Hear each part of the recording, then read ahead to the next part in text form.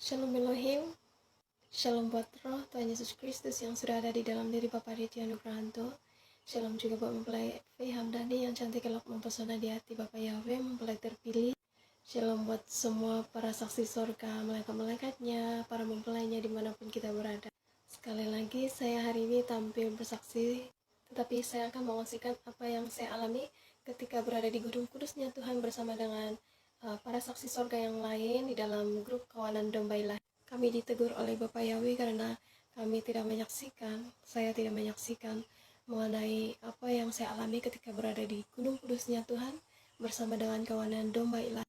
Nah, pertemuan kami di gunung kudusnya Tuhan itu bukanlah rancangan manusia kami semata, melainkan atas perkenanan Bapa Yahweh yang sudah duluan membuka jalan kepada keluarga Sisnel, yaitu family kawanan domba itu sendiri. Nah, sebelum saya mengetahui bahwa Bapak Yahweh sudah membuka jalan untuk pertemuan ini, saya itu bermimpi 2 kali sebelumnya, yang mana di dalam mimpi itu saya bermimpi bertemu dengan grup kawanan domba ilahi. Dalam mimpi pertama saya itu saya melihat Sisnet, dia memberikan kami satu besen gula-gula, cakap makan lain nih. Saya tidak mengerti apa maksudnya, tetapi secara nyata family Sisnel juga keluarga yang lain sudah memberkati kami dengan makan minum, juga tempat tinggal, dan kami sangat bersyukur untuk itu. Biarlah Tuhan saja yang dapat membalasnya berlipat kali ganda. Nah, sambungan di dalam mimpi pertama saya itu saya melihat ada juga yang sedang main gitar, ada yang sedang mengambil cahaya kemuliaan, dan itu terjadi nyata sama seperti apa yang saya mimpi itu. Ketika kami berada di sana, saya memperhatikan satu persatu yang saya mimpi itu terjadi nyata. Nah, mimpi kedua saya itu mengenai berjaga-jaga waktu pengungsian itu, yang saya sudah share di dalam video kesaksian saya sebelumnya. Nah, itu saya bermimpi juga di rumah Sisnel. Pada waktu saya mimpi itu saya tidak mengetahui itu ialah rumah Sisnel, tetapi pada waktu sampai di rumah Sisnel, saya memperhatikan mozaik lantai itu sama seperti mozaik yang saya lihat di dalam mimpi.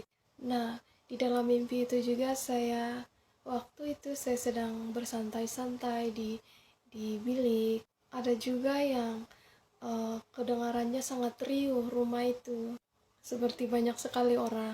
Dan ada juga yang sedang bakar-bakar. Nah, ini saya hanya mengingat selepas ianya benar terjadi di sana, yang mana pada waktu sesi worship itu selesai, saya itu pergi ke bilik untuk beristirahat, dan pada waktu yang sama ada juga bakar-bakar, mereka itu bakar jagung.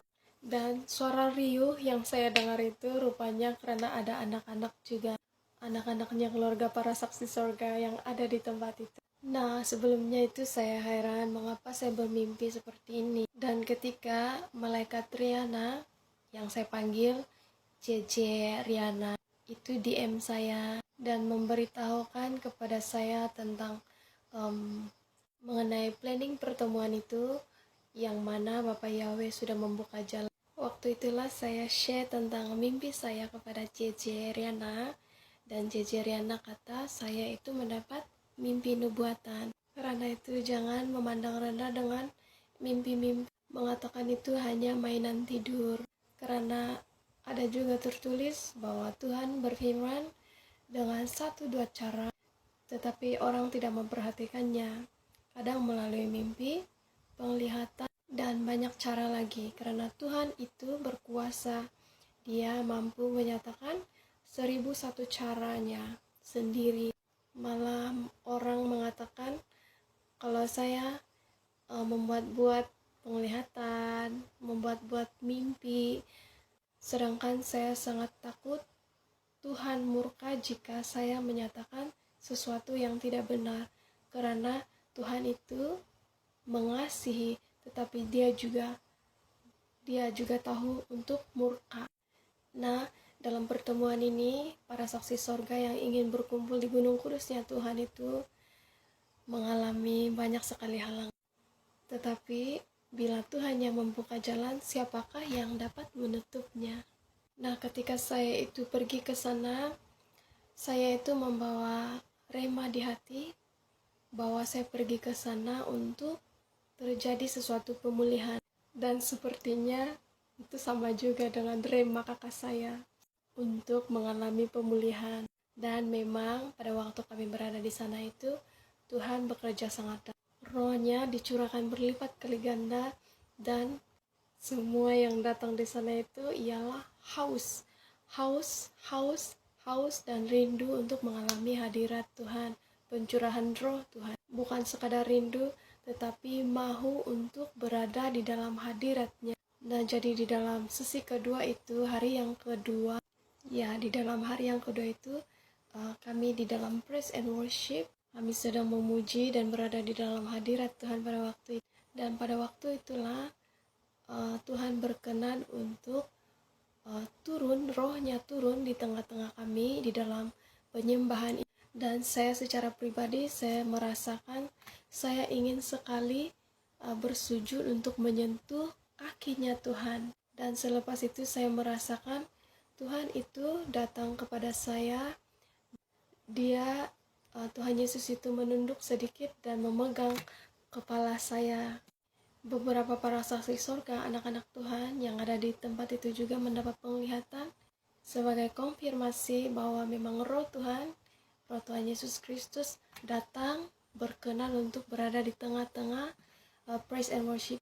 Dan JJ Riana juga memang melihat roh kami itu ada yang sedang bersujud, ada yang sedang memegang kaki Tuhan Yesus Kristus, ada juga yang sedang dipeluk oleh Tuhan Yesus Kristus. Dan sememangnya hadirat Tuhan itu sangat kuat dirasakan pada waktu itu.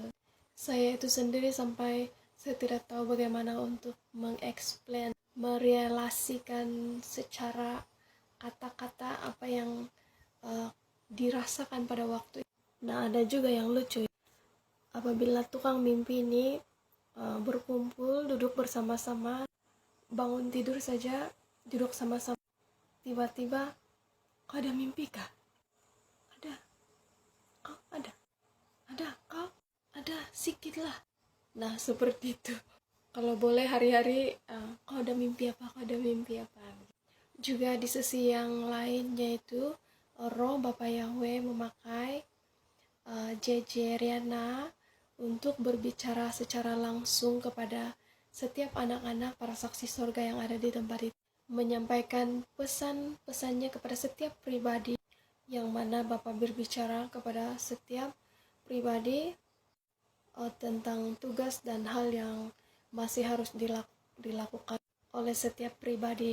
Dan kami kembali lagi karena masih ada tugas. Jadi hanya demikian kesaksian saya. Semoga semuanya untuk kemuliaan Tuhan saja. Biarlah semuanya untuk tujuan memuliakan Tuhan saja.